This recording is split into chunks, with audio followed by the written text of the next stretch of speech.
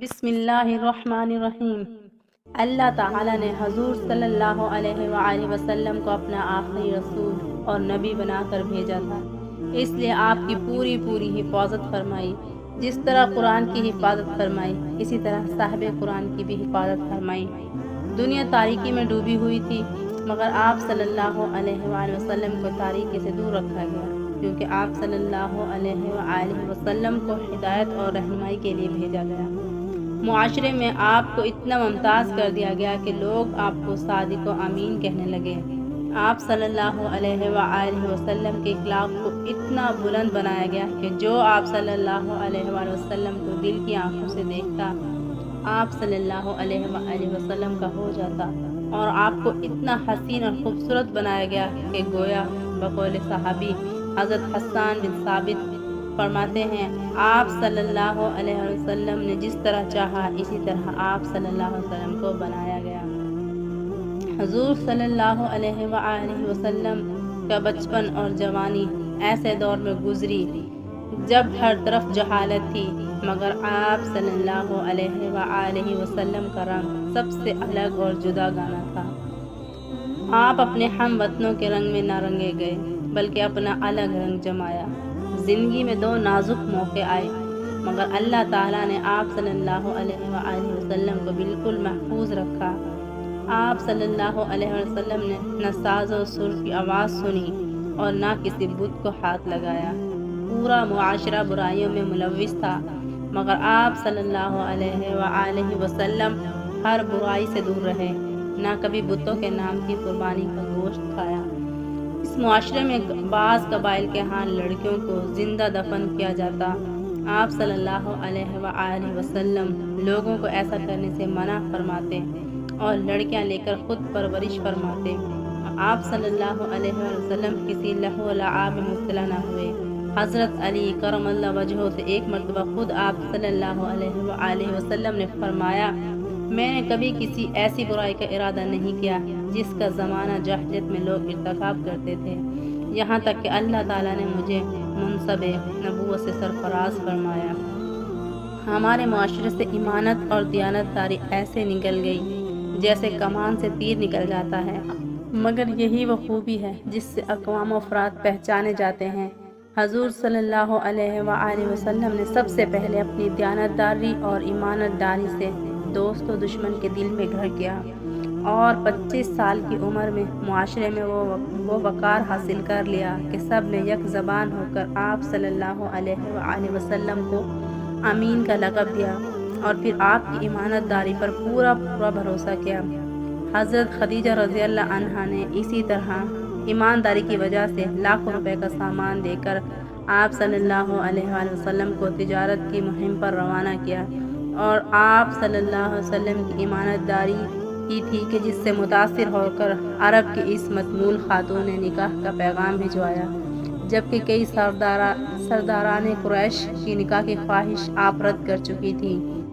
تعمیر کعبہ کے موقع پر آپ صلی اللہ علیہ وآلہ وسلم کی ایمانت داری کی وجہ سے آپ کو ثالث تسلیم کیا۔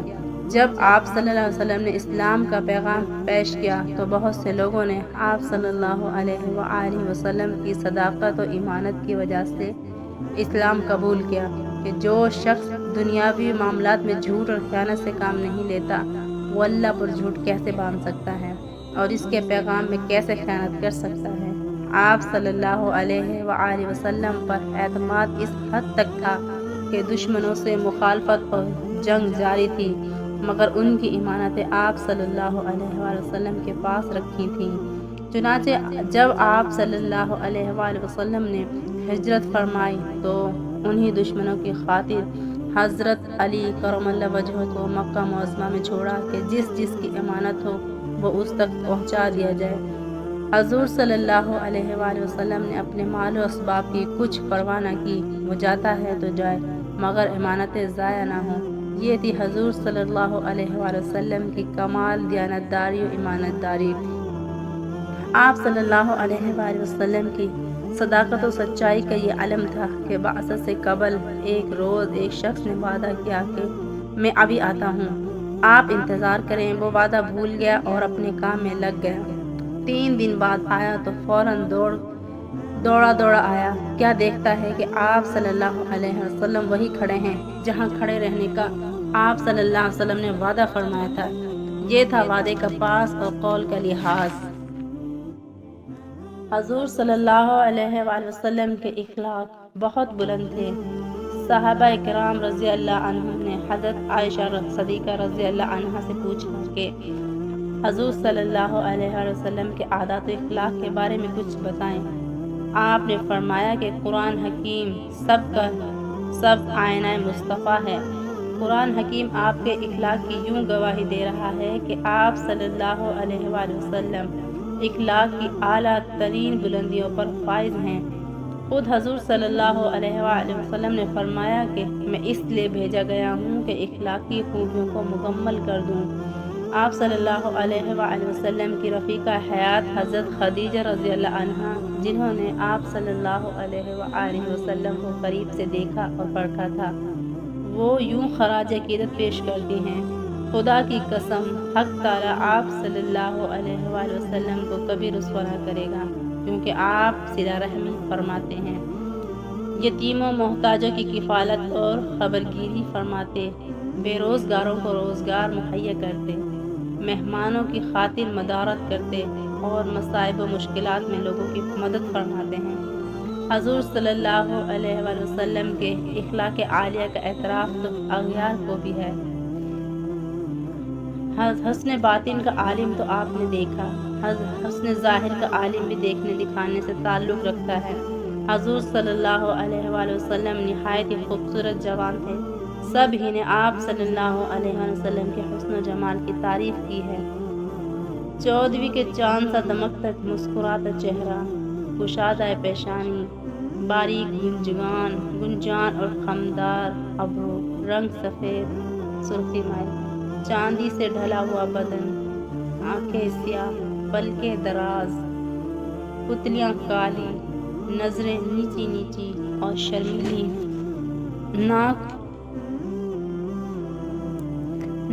اونچی، رخسار ہموار اور ہلکے پھلکے، دہن فراخ، دندان مبارک باریک، چمکدار اور خوشنما، ریش مبارک گھنی بھرواں اور سینہ مبارک پر سائے کیے ہوئے، گردن سراہی دار، چاندی کی طرح چمکتی ہوئی، دلربا، خوشنما، سر مبارک بڑا، جسم پر موزوں اور جچا ہوا، بال سیاہ اور قدرے خمدار، کبھی کان کی لو تک، کبھی شانوں تک، کبھی چھوٹی چھوٹی زلفیں لٹکی ہوئیں حسن کو دوبالا کرتی ہوئیں، بدن گھٹا ہوا، قد درمیانہ مگر سب سے ممتاز، پیٹ ستا ہوا، سینہ چوڑا اور فراخ، پشت مہر نبوت سے آراستہ، کلائیاں دراز، ہتھیلیاں نرم و نازک فراخ، انگلیاں موزوں اور دراز، پنڈلیاں ستی ہوئی، پاؤں پر گوشت، تلوے قدرے گہرے، چال درمیانے،